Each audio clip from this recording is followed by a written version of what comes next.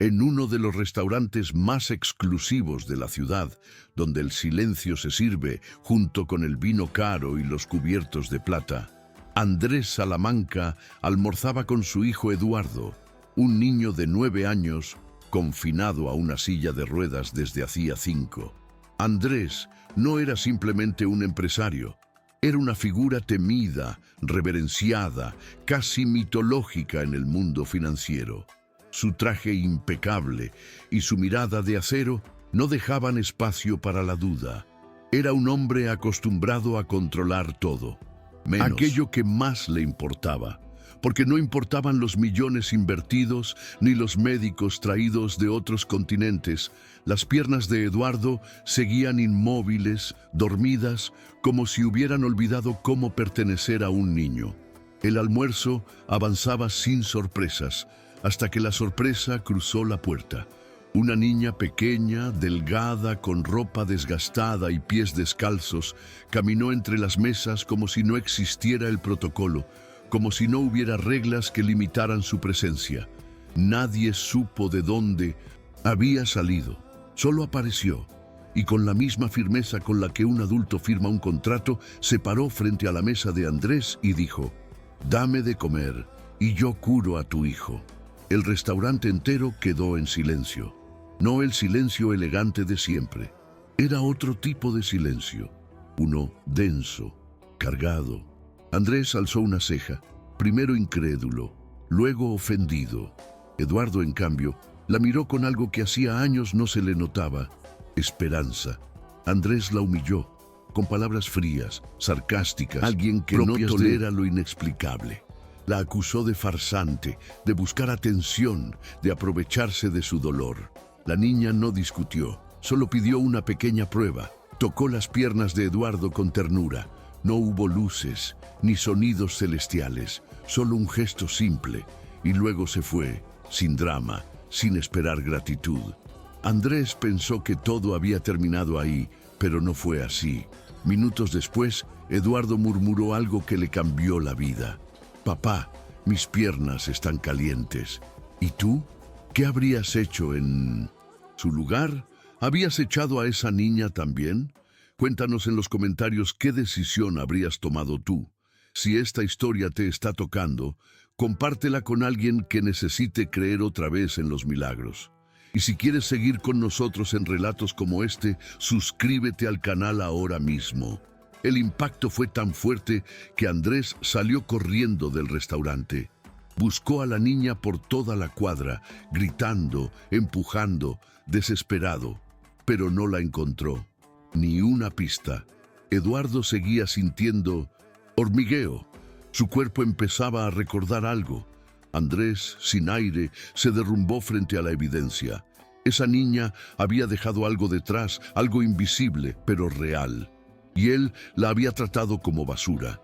La culpa le cayó encima con el peso de una vida entera. Ya no era el hombre de negocios, era solo un padre desesperado por enmendar un error que sentía irreparable. Los días siguientes fueron una obsesión. Andrés contrató investigadores, revisó cámaras de seguridad, pagó sobornos, recorrió terminales, albergues, iglesias. No dormía. No comía. Cada llamada era un hilo de esperanza al que se aferraba con uñas y dientes. Eduardo también lo sentía. Por primera vez en años había tenido una señal de recuperación, pero esa sensación se fue desvaneciendo, como si el milagro necesitara a su origen para completarse. El hormigueo desapareció, y con él la sonrisa del niño. Fue en una madrugada fría cuando sonó el teléfono. Uno de los investigadores había localizado a una niña con las mismas características. Estaba en un albergue al norte de la ciudad con su madre. Andrés manejó sin pensarlo. Olvidó el saco, la apariencia, los discursos. Ya no era el magnate. Era un hombre desnudo de orgullo, cargando solo su necesidad. El albergue era pobre. Las paredes descascaradas, el olor a humedad y desinfectante. Al abrir la puerta la vio. Dormía en el suelo, sobre una manta delgada.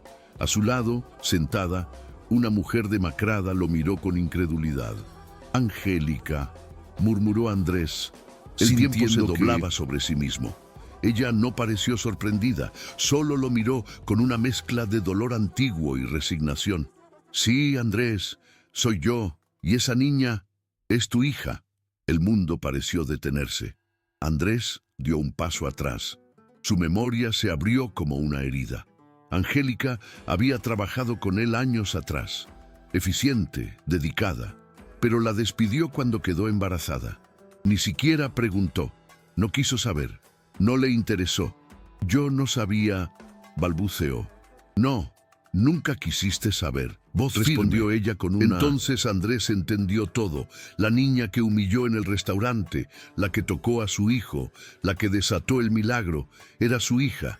El remordimiento lo desgarró, pero no solo era culpa, era algo más, reconocimiento. La había mirado, la había sentido especial, y aún así la rechazó, la trató como amenaza, como locura. Ahora sabía quién era y necesitaba recuperar algo que ni el dinero podía comprar, el perdón. Angélica no estaba lista para perdonarlo, le contó todo, el embarazo sola, el parto en un hospital colapsado, la vida en la calle, el hambre, el frío, las veces que su hija se desmayó por falta de comida. Andrés no pudo decir nada, solo escuchó, porque sabía que cualquier palabra sonaría vacía.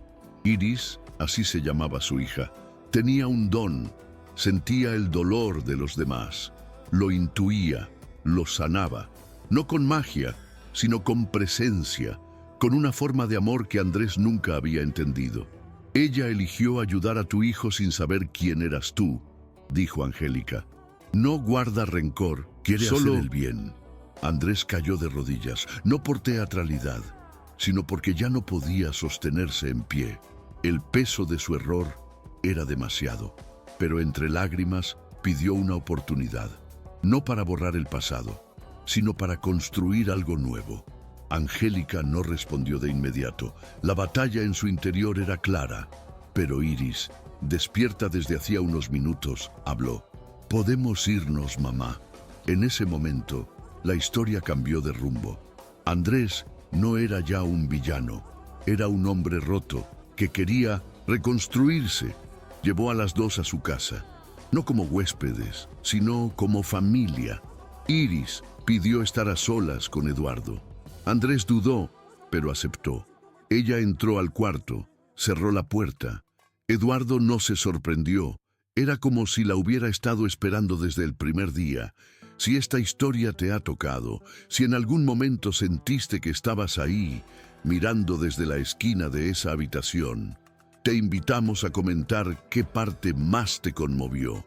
Comparte esta historia con alguien que necesite creer que el cambio es posible. Y si aún no lo has hecho, suscríbete al canal para más relatos que tocan el alma. Iris se sentó en el suelo frente a Eduardo con la misma serenidad de siempre. Él bajó la mirada. «Mis piernas dejaron de sentir otra vez», susurró. Ella no respondió de inmediato, solo le tomó las manos. «A veces el alma tarda más en despertar que el cuerpo», dijo con suavidad. Le pidió que confiara en ella, y él, sin dudar, asintió. Desde el restaurante, algo dentro de él ya sabía que podía hacerlo. Iris colocó las manos sobre sus rodillas y cerró los ojos. El cuarto quedó en silencio, salvo por la respiración de ambos. La energía era invisible pero real, como si el aire se espesara, como si algo empezara a moverse por dentro. Eduardo sintió primero un calor, luego una presión leve, luego un hormigueo que subía desde los pies. Abrió los ojos de golpe. «Está pasando otra vez», susurró. Iris no se movía. Seguía concentrada, como si todo su ser estuviera puesto en ese acto. Eduardo llevó las manos a sus piernas, como queriendo confirmar lo que sentía. «Está muy fuerte», dijo con la voz temblorosa. Empujó con los pies contra el suelo. Primero uno, luego el otro. La cama crujió levemente. Se apoyó en los brazos de la silla. Hizo fuerza. Y entonces, por primera vez en 5 años, se levantó. El temblor en sus piernas no era debilidad, Era el cuerpo despertando de un largo letargo. Eduardo se miraba los pies como si fueran ajenos, como si no pudiera creer que volvían a obedecerle.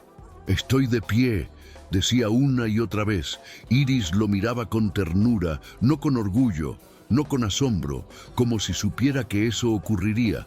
«Solo le recordé a tu cuerpo que aún sabe cómo caminar», le dijo. Andrés, que esperaba afuera, entró justo en ese momento y lo vio, a su hijo, de pie. Se arrodilló en el suelo. No lloró como se llora por tristeza. Lloró como se llora por algo que uno creía perdido para siempre. Se arrastró hasta Eduardo. Lo abrazó como si quisiera fusionarse con él, como si necesitara sentirlo en cada centímetro de su piel para convencerse de que era real. Eduardo lo abrazó también. «Ella es una superheroína, papá», dijo con la voz rota y una sonrisa que no necesitaba explicación. Andrés miró a Iris. Ella no dijo nada. Solo lo miró en silencio, como quien sabe que su tarea ya estaba cumplida. Esa noche, la casa de Andrés no brilló por sus lámparas ni por su arquitectura lujosa. Brilló por dentro, porque por primera vez en años contenía algo más que poder. Contenía esperanza. Angélica se sentó en el sofá, aún sin entender cómo su hija había hecho lo que ningún médico pudo. Eduardo, ahora con pasos inseguros pero firmes, se recostó entre los cojines. Andrés caminaba nervioso. Quería hacer algo, decir algo, romper el silencio, y lo hizo. «No sé cómo agradecerles. Me cambiaron la vida».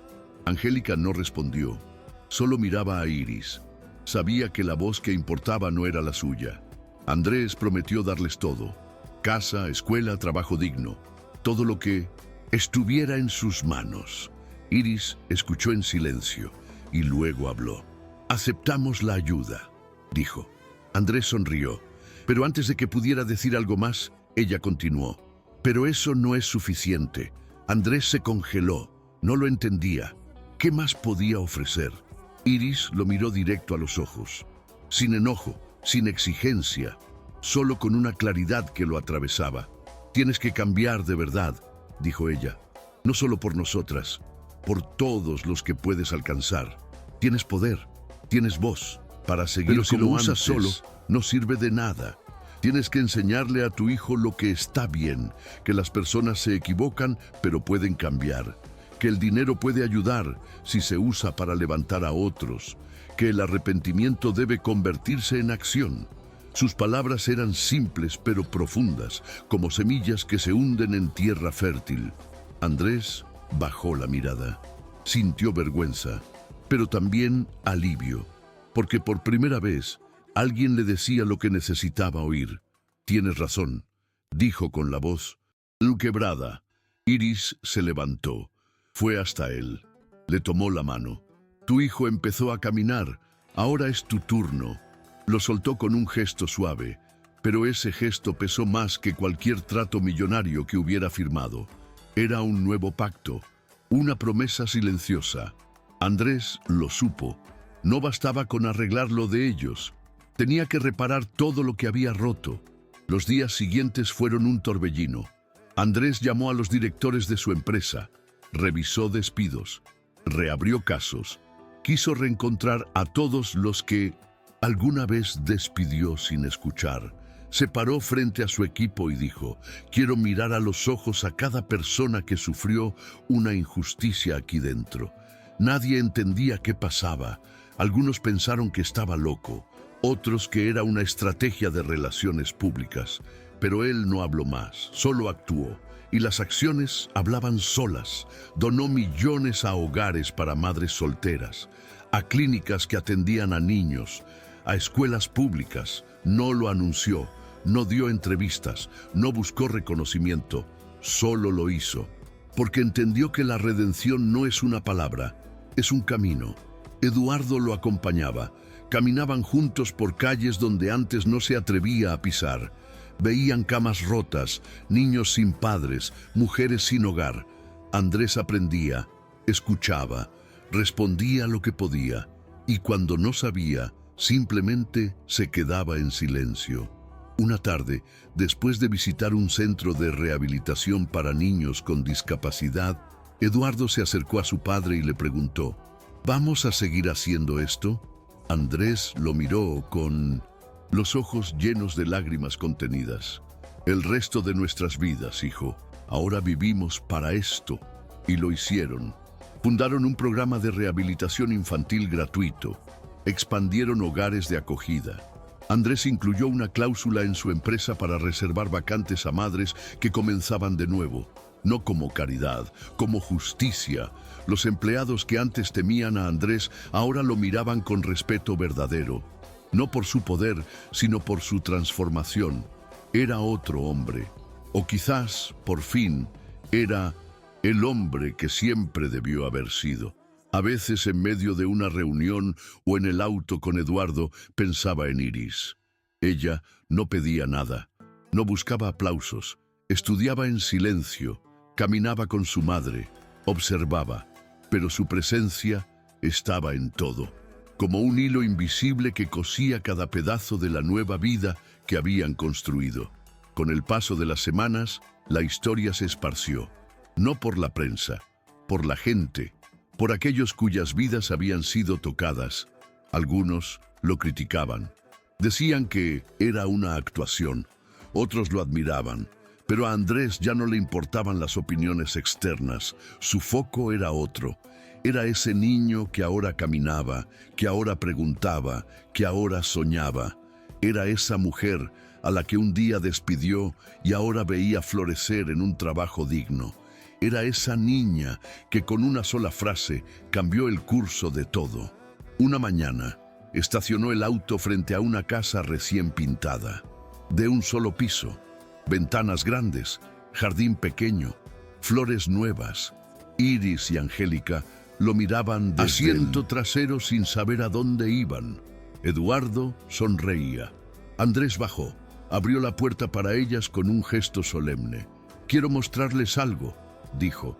Caminó con ellas hasta el portón. Entregó un manojo de llaves a Angélica. «Es de ustedes, cada rincón, cada detalle. No es un regalo, es lo que merecen». Angélica no pudo hablar, solo pasó la mano por la puerta. Era real. Entraron. La sala estaba iluminada. La cocina tenía frutas frescas. 2 cuartos, uno de ellos con libros, juguetes sencillos, un uniforme escolar con el nombre de Iris bordado en el bolsillo. Andrés mostró todo con nerviosismo, como si esperara aprobación. Luego entregó a Angélica un sobre. Era un contrato de trabajo, justo, estable, con horario digno. Por primera vez, no tendría que elegir entre cuidar a su hija o llevar comida a casa. Iris caminó por la sala, miró todo, luego a Andrés, y habló. «La casa es hermosa, el trabajo es justo, la escuela es maravillosa, pero nada de eso es lo más importante, ¿verdad?», frunció el ceño. Andrés. «No», preguntó. Ella negó con la cabeza. «Lo más importante es el cambio que estás haciendo, no solo en nuestra vida, en la de todos los que aún puedes alcanzar». Esas palabras simples cayeron sobre Andrés como una revelación. No había reproche, solo verdad. Una niña que lo había visto por dentro, que lo había sanado sin pedir nada a cambio.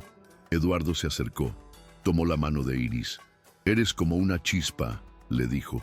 «Enciendes a las personas por dentro». Ella sonrió. No vanidad, sino con esa calma que la acompañaba desde siempre. «Solo tenemos que recordarles a las personas quiénes eran antes de olvidarse», respondió. Andrés los abrazó. A Angélica con respeto, a Iris con gratitud. Y ahí, en esa casa nueva, algo se completó. Algo que ni todo el dinero del mundo podría haber comprado. Pasaron semanas, luego meses. Andrés ya no era el mismo, pero tampoco quería serlo. Llevaba a Iris y a Eduardo a eventos comunitarios. Escuchaba, hablaba, a veces lloraba. No ocultaba su pasado. Lo mostraba como advertencia, como testimonio. Y aunque el mundo corporativo lo miraba con recelo, él sabía que había encontrado algo que valía más que cualquier cifra: propósito. Iris, por su parte, seguía siendo una niña. pero había en ella una sabiduría que desbordaba su edad. Angélica florecía. En su nuevo trabajo, todos la admiraban, no por su historia, por su talento.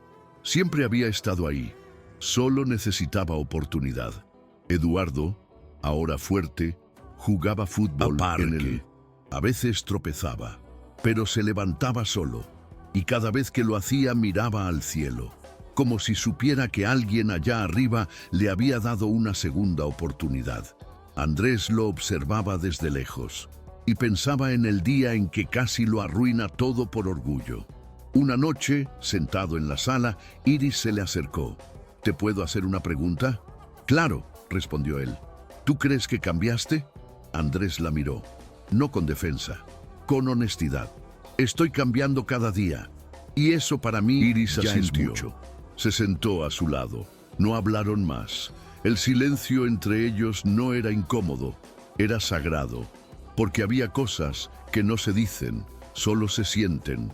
Y en ese silencio, Andrés entendió que no importa cuánto poder tengas, si no puedes mirar a los ojos a quienes has lastimado, no tienes nada. Con el paso del tiempo, Andrés comenzó a recibir cartas, algunas de antiguos empleados agradecidos, otras de personas desconocidas que contaban cómo sus decisiones recientes les habían cambiado la vida. No todas eran elogios, algunas eran duras, señalaban errores pasados, pero Andrés no las rechazaba, las leía todas, porque entendió que el verdadero cambio no es lineal, es una lucha constante contra lo que uno fue, para acercarse a lo que uno quiere llegar a ser. Y ese combate interno, silencioso, era el más difícil, pero también el más necesario. Una tarde, organizó un encuentro con antiguos trabajadores de su empresa que habían sido despedidos en circunstancias injustas. Pidió perdón, no con palabras vacías, con ojos húmedos y manos abiertas. Algunos aceptaron, otros no, pero todos se sintieron escuchados. Iris observaba desde una esquina, no intervenía, solo miraba. Andrés, en un momento, la buscó con la mirada. Ella asintió levemente, y ese gesto bastó para que él supiera que iba por el camino correcto. Eduardo comenzó a escribir un diario. Allí relataba cómo había sido su vida antes y después de Iris. Escribía sobre la silla de ruedas, sobre los médicos, sobre el silencio de su cuerpo. Pero también escribía sobre los días actuales, sobre correr, sobre jugar, sobre sentir el viento en la cara. Llamaba a Iris mi luz silenciosa, y cada vez que terminaba una página, se la mostraba a su padre, que la leía con una mezcla de orgullo y deuda eterna, porque sabía que ese cuaderno contenía más milagros que cualquier reporte financiero. Angélica, por su parte, se convirtió en voz para muchas mujeres. Empezó a dar charlas, no sobre su sufrimiento, sobre su reconstrucción. Contaba su historia sin vergüenza, con verdad. Inspiraba, no con discursos, con presencia. Y cada vez que mencionaba a Iris, lo hacía con una sonrisa que nacía desde lo más profundo.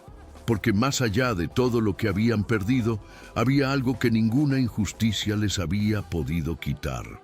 Su vínculo, su fe.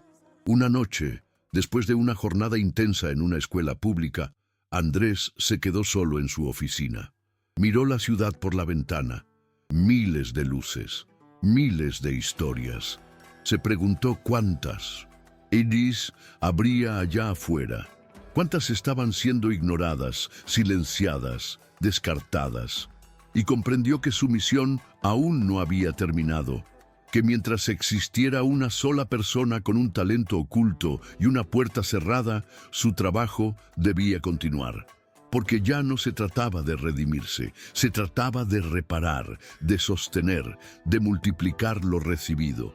Al año siguiente inauguraron un centro comunitario. Lo llamaron La Chispa, en honor a Iris. No tenía placas con nombres, ni bustos, solo una sala de juegos, aulas, comedor y un jardín enorme.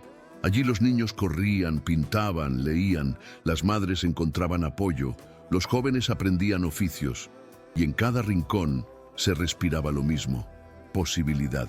Iris, el día de la apertura, cortó la cinta con manos firmes. No hizo discurso, solo dijo: aquí nadie se queda fuera. Y con eso bastó. Andrés, al verla ese día, comprendió que no necesitaba más pruebas, que el milagro no había sido solo físico, había sido humano, y que el mayor error de su vida lo condujo a su mayor lección. En su discurso, breve pero sentido, dijo: no estoy aquí como empresario, estoy aquí como un hombre que aprendió que a veces un plato de comida es más valioso que todo el oro del mundo, si quien lo ofrece lo hace con fe. Y al terminar miró a Iris. Ella sonrió y todo el público se puso de pie. Con los años, la chispa se multiplicó. Abrieron centros en otras ciudades. Andrés destinó parte de su fortuna para sostenerlos de por vida. No como en filantropía, como responsabilidad. Eduardo creció, se convirtió en terapeuta infantil. Quería ayudar a otros como lo ayudaron a él. Angélica lideró una fundación. Iris estudió medicina, pero nunca dejó de visitar los centros. Caminaba por los pasillos, escuchaba, tocaba, no siempre con las manos, a veces con solo mirar. Una tarde, ya de adultos, Eduardo le preguntó: ¿cómo sabías que yo podía caminar otra vez? Iris no respondió de inmediato. Luego dijo: no lo sabía, solo lo sentí. Más importante no es la certeza, es la intención. Eduardo sonrió. Gracias por haberme visto cuando yo ya me había rendido.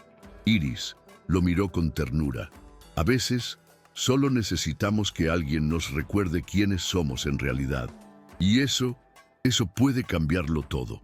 Así termina esta historia. Una historia que comenzó con una niña descalza en un restaurante de lujo, que pasó por el desprecio, el milagro, la verdad, la transformación y la redención.